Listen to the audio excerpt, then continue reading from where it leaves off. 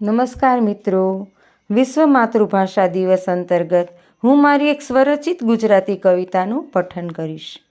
મારા હૃદયની ધડકન મારી માતૃભાષા, મારી હયાતીના હસ્તાક્ષર મારી માતૃભાષા.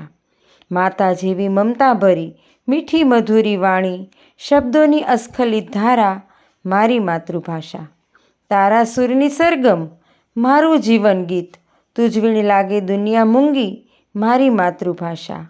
જીવનમાં તું રંગ ભરે સંસ્કૃતિનો શણગાર, આત્મા સાથે કરાવે સાક્ષાત્કાર મારી માતૃભાષા.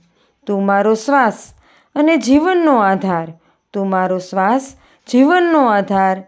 માં જેવો જ મને તારામાં વિશ્વાસ મારી માતૃભાષા. અંતે હું એટલું જ કહીશ મિત્રો કે હું છું અને મારી માતૃભાષા છે. કંઈક થશે એવી મને આશા છે.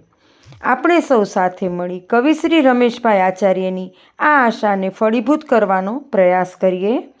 જય જય ગરવી ગુજરાત, જય જય ગરવી ગુજરાત.